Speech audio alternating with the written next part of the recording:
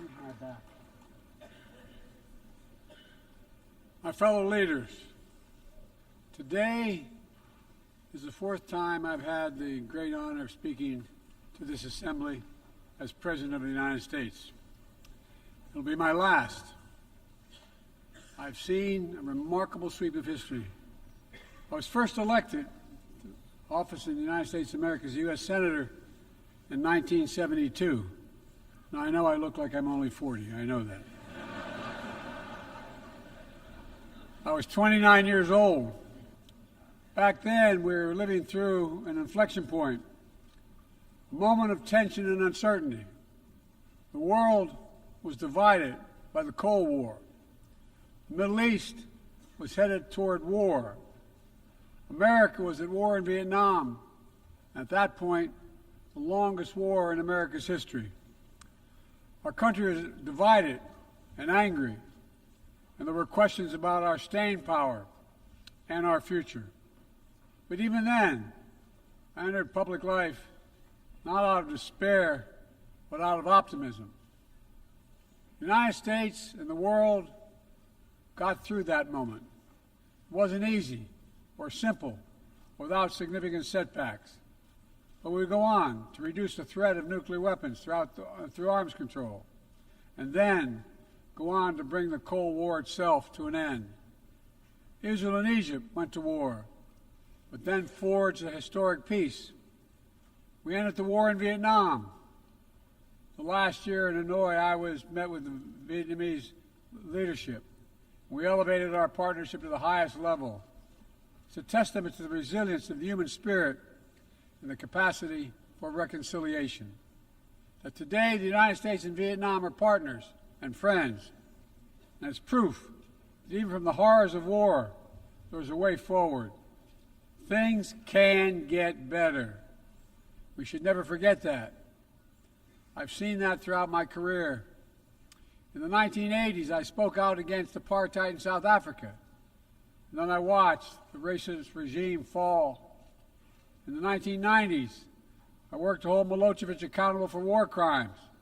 He was held accountable. At home, I wrote and passed the Violence Against Women Act to end the scourge of violence against women and girls, not only in America, but across the world, as many of you have as well. But we have so much more to do, especially against rape and sexual violence as weapons of war and terror. We were attacked on 9/11 by al-Qaeda and Osama bin Laden. We brought him justice. Then I came to the presidency at another moment of crisis and uncertainty. I believed America had to look forward. New challenges, new threats, new opportunities were in front of us. We needed to put ourselves in a position to see the threats, to deal with the challenges, and to seize the opportunities as well. We need to end the era of war that began on 9/11. As Vice President to President Obama, he asked me to work to wind down the military operations in Iraq, and we did, painful as it was. When I came to office as president, Afghanistan had replaced Vietnam as America's longest war. I was determined to end it, and I did. It was a hard decision, but the right decision. 4 American presidents had faced that decision, but I was determined not to leave it to the 5th. It was a decision accompanied by tragedy. 13 brave Americans lost their lives, along with hundreds of Afghans in a suicide bomb. I think those lost lives, I think of them every day. I think of all the 2,461 U.S. military deaths over a long 20 years of that war. 20,744 American servicemen wounded in action. I think of their service, their sacrifice, and their heroism. I know other countries lost their own men and women fighting alongside us. We honor their sacrifices as well. To face the future, I was also determined to rebuild my country's alliances and partnerships to a level not previously seen. We did just that, from traditional treaty alliances to new partnerships like the Quad with the United States, Japan, Australia, and India. I know many look at the world today and see difficulties and react with despair. but I do not. I won't. As leaders, we don't have the luxury.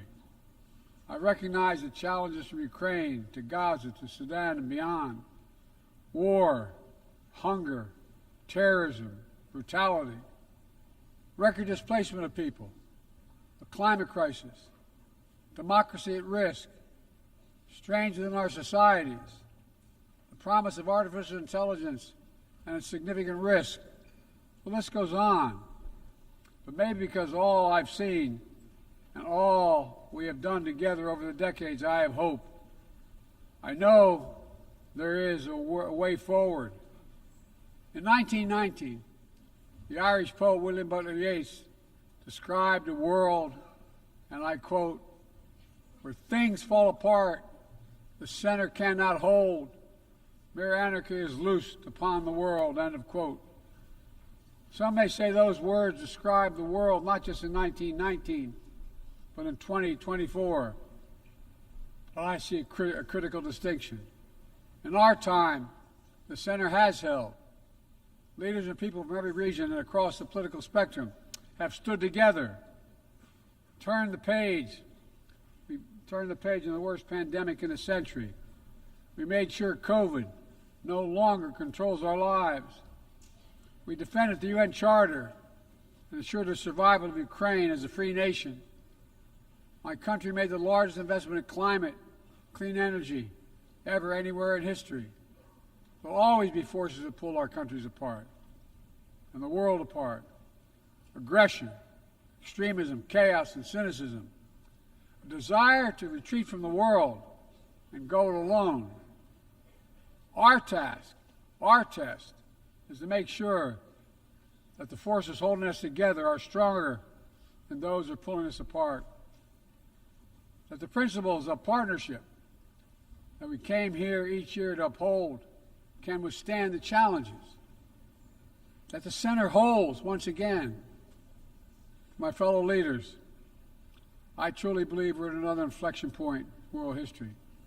For the choices we make today will determine our future for decades to come. Will we stand behind the principles that unite us? Will we stand firm against aggression? Will we end the conflicts that are raging today? Will we take on global challenges like climate change, hunger, and disease? Will we plan now for the opportunities and risk of a revolutionary new technologies? I want to talk today about each of these decisions and the actions, in my view, we must take. To start, each of us in this body has made a commitment to the principles of the UN Charter to stand up against aggression. When Russia invaded Ukraine, we could have stood by and merely protested. But Vice President Harris and I understood that that was an assault on everything this institution was supposed to stand for. And so, my direction, America stepped into the breach, providing massive security and economic and humanitarian assistance. Our NATO allies and partners in 50-plus nations stood up as well. But most importantly, the Ukrainian people stood up. I asked the people of this chamber to stand up for them. The good news is Putin's war has failed and at his core aim. He set out to destroy Ukraine, but Ukraine is still free. He set out to weaken NATO, but NATO is bigger, stronger, and more united than ever before, with 2 new members, Finland and Sweden. But we cannot let up. The world now has another choice to make. Will we sustain our support to help Ukraine win this war and preserve its freedom, or walk away and let aggression be renewed and a nation be destroyed? I know my answer. We cannot grow weary. We cannot look away. And we will not let up on our support for Ukraine. Not until Ukraine wins a just and durable peace in the UN Charter.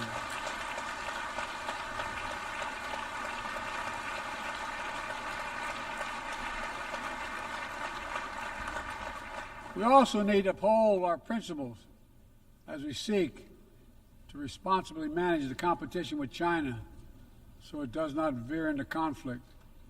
We stand ready to cooperate on urgent challenges for the good of our people and the people everywhere. We recently resumed cooperation with China to stop the flow of deadly synthetic narcotics. I appreciate the collaboration. It matters for the people of my country and many others around the world. On matters of conviction, the United States is unabashed, pushing back against unfair economic competition, against military coercion of other nations in the South China Sea, in maintaining peace and stability across the Taiwan Straits, in protecting our most advanced technologies so they cannot be used against us or any of our partners. At the same time, we're going to continue to strengthen our network of alliances and partnerships across the Indo-Pacific. These partnerships are not against any nation. They're building blocks for a free, open, secure, and peaceful Indo-Pacific. We're also working to bring greater measure of peace and stability to the Middle East. The world must not flinch from the horrors of October 7th. Any country would have the right and responsibility to ensure that such an attack can never happen again. Thousands of armed Hamas terrorists invaded a sovereign state, slaughtering and massacring more than 1,200 people, including 46 Americans, in their homes and at a music festival. Despicable acts of sexual violence, 250 innocents taken hostage. I've met with the families of those hostages. I've grieved with them. They're going through hell. Innocent civilians in Gaza are also going through hell. Thousands and thousands killed, including aid workers. Too many families dislocated, crowding into tents, facing a dire humanitarian situation. They did not ask for this war that Hamas started. I put forward with Qatar and Egypt a ceasefire and hostage deal. It's been endorsed by the UN Security Council. Now is the time for the parties to finalize its terms, bring the hostages home, and secure security for Israel and Gaza free of Hamas' grip, ease the suffering in Gaza, and end this war. On October 7th,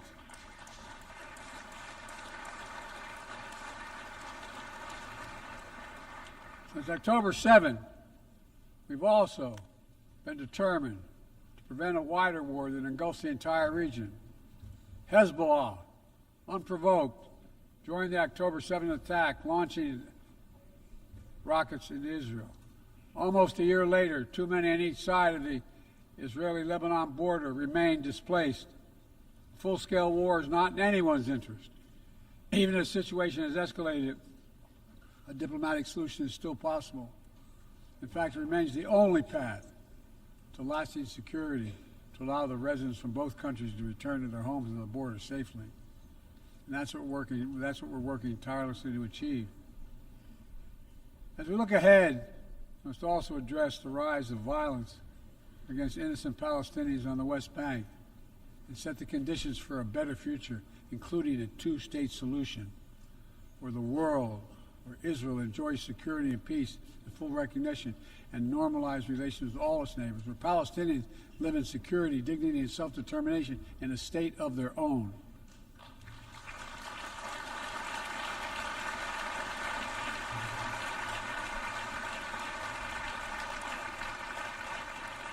Progress toward peace will put us in a stronger position to deal with the ongoing threat posed by Iran. Together we must deny oxygen to its terrorist proxies, which have called for more October 7th and ensure that Iran will never, ever obtain a nuclear weapon. Gaza is not the only conflict that deserves our outrage. In Sudan, a bloody civil war unleashed one of the world's worst humanitarian crises. 8 million on the brink of famine. Hundreds of thousands already there. Atrocities in Darfur and elsewhere. The United States has led the world in providing humanitarian aid to Sudan. And with our partners, we've led diplomatic talks to try to silence the guns and avert a wider famine. The world needs to stop arming the generals, to speak with one voice and tell them, stop tearing your country apart, stop blocking aid to the Sudanese people, end this war now.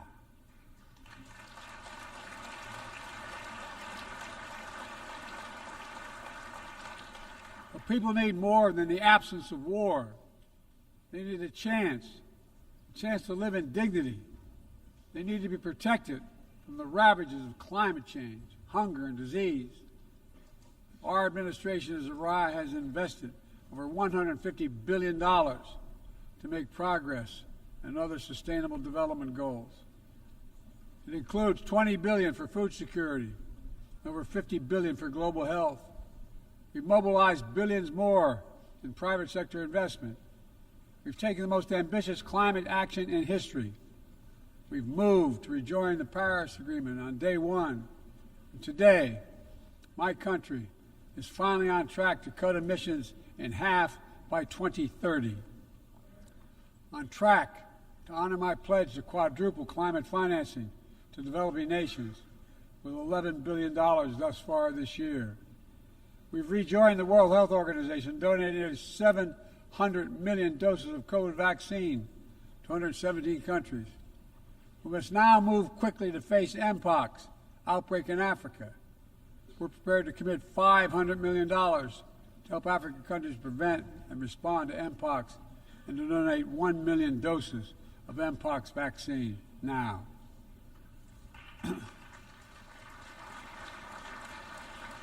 We call on our partners to match our pledge and make this a billion-dollar commitment to the people of Africa. Beyond the core necessities of food and health, the United States, the G7, and our partners have embarked on an ambitious initiative to mobilize and deliver significant finance to the developing world. We're working to help countries build out their infrastructure, to clean energy transition, to their digital transformation, to lay new economic foundations for a prosperous future. It's called the Partnership for Global Infrastructure and Investment. We've already started to see the fruits of this emerge in Southern Africa and Southeast Asia and in the Americas. We have to keep it going. I want to get things done together. In order to do that, we must build a stronger, more effective, and more inclusive United Nations. The UN needs to adapt and bring new voices and new perspectives. That's why we support reforming and expanding the membership of the UN Security Council.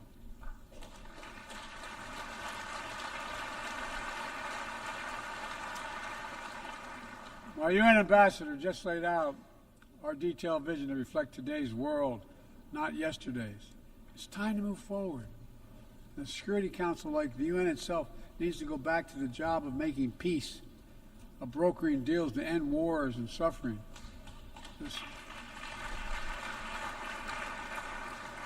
And to stop the spread of the most dangerous weapons, of stabilizing troubled regions in East Africa, from East Africa to Haiti, to Kenya-led mission that's working alongside the Haitian people to turn the tide. We also have a responsibility to prepare our citizens for the future. We'll see more technological change, I argue, in the next 2 to 10 years than we have in the last 50 years. Artificial intelligence is going to change our ways of life, our ways of work, and our ways of war. It could usher in scientific progress at a pace never seen before, and much of it could make our lives better. But AI also brings profound risks, from deep fakes to disinformation, to novel pathogens, to bioweapons. We've worked at home and abroad to define the new norms and standards. This year, we achieved the first ever General Assembly resolution on AI to start developing global rules of the road. We also announced a declaration on the responsible use of AI, joined by 60 countries in this chamber. But let's be honest, this is just the tip of the iceberg, what we need to do to manage this new technology. Nothing is certain about how AI will evolve or how it will be deployed. No one knows all the answers. My fellow leaders, it's with humility I offer 2 questions. First, how do we as an international community govern AI? As countries and companies race to uncertain frontiers, we need an equally urgent effort to ensure AI's safety, security, and trustworthiness. As AI grows more powerful, it It also must grow more responsive to our collective needs and values. Benefits of all must be shared equitably. It should be harnessed to narrow, not deepen digital divides. Second, will we ensure that AI supports rather than undermines the core principles that human life has value and all humans deserve dignity? We must make certain that the awesome capabilities of AI will be used to uplift and empower everyday people, not to give dictators more powerful shackles on the human spirit.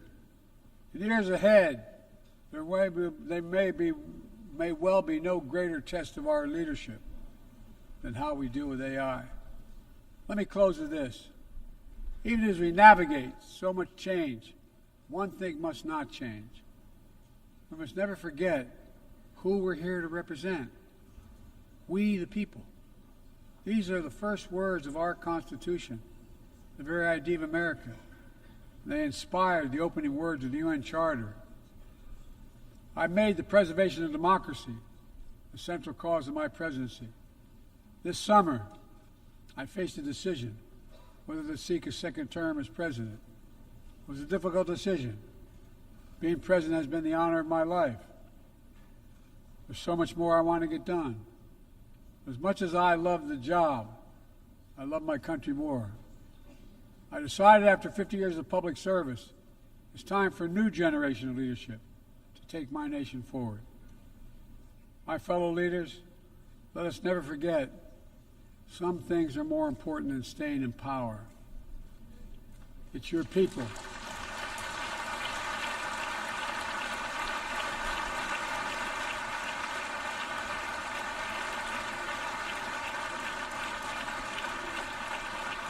It's your people that matter the most. Never forget, we are here to serve the people, not the other way around. Because the future will be won by those who unleash the full potential of their people, to breathe free, to think freely, to innovate, to educate, to live and love openly without fear. That's the soul of democracy. It does not belong to any one country. I've seen it all around the world, in the brave men and women who ended apartheid, brought down the Berlin Wall, fight today for freedom and justice and dignity. We saw it, that universal yearning for rights and freedom in Venezuela, where millions cast their vote for change that hadn't been recognized. But it can't be denied. The world knows the truth.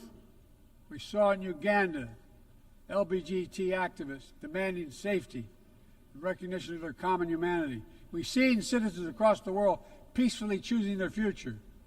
From Ghana to India to South Korea, nations representing 1/4 of humanity who will hold elections this year alone. It's remarkable, the power of we the people, that makes me more optimistic about the future than I've ever been. Since I was first elected to the United States Senate in 1972, every age faces its challenges. I saw it as a young man. I see it today. But we are stronger than we think. We're stronger together than alone. And what the people call impossible is just an illusion. Nelson Mandela taught us, and I quote, "It always seems impossible until it's done. It always seems impossible until it's done." My fellow leaders, there's nothing that's beyond our capacity if we work together. Let's work together. God bless you all, and may God protect all those who seek peace. Thank you.